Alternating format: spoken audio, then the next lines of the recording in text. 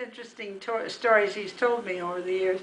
That were you a prisoner or what? Where you were down in that basement, and this young soldier was watching over all of you, young German soldier, and the guys kept saying, "Let's jump him.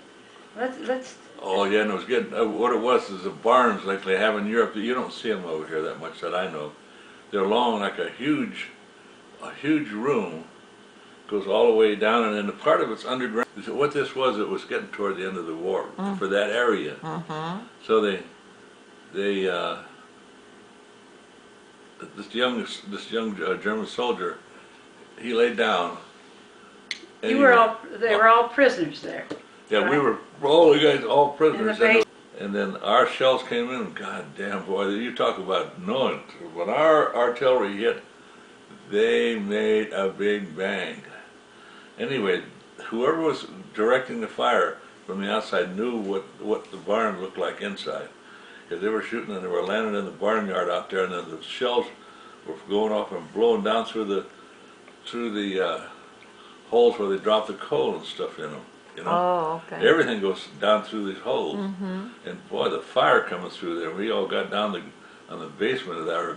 We got up and got them water, because the guys had said, "Hey, we're your prisoner," and he must have had about 50, 60 men. They're all American prisoners. And he said, well, he was listening to the quiet. He was listening to the lull in the battle, how it changes. He says, "Pretty quick now, you're perfect English. your soldiers will come." He says, "Tell them I'll listen to the artillery." He says, "So I don't really have anything more to do." So he laid down on the inside of the barn, had a slanting, not a roof, but the wall was like this. He laid down and went sound asleep, and I bet he had the first sleep that he'd had in a week. Long time. Oh, young, good-looking young man. And then when our troops came and kicked in the door on the other side, they were going to kick his butt for him. The guys, "Hey, don't, leave him alone. He's been good to us. He got us some water and kept it where we could be alive." They said, "Don't do that." So they didn't. But he just stood there. They were going to kick him in the butt, and they'd kicked him a few times. And the guys were coming down the stairs to the bottom of the barn were our troops, and they were all excited. You know, they were all keyed up and ready to fight some more. So they didn't do him any real bad. They didn't hurt him. So we were in that whole barn for a little while. Part of the battle still went on. You could hear it going on and off. And what they had artillery shells were raining in on part of it.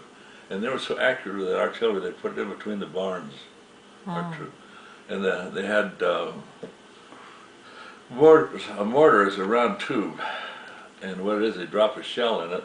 And when it goes to the bottom, it has like a thing on the bottom that detonates the charge in it. And they go out just like artillery shell. They're not as far. They're pretty accurate when they zap them in.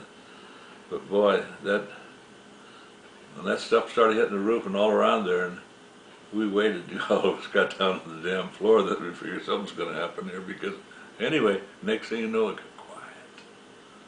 Oh, quiet. Next we hear a voice saying in GI English, "Hey, you guys, anybody down there? Any Americans down there?"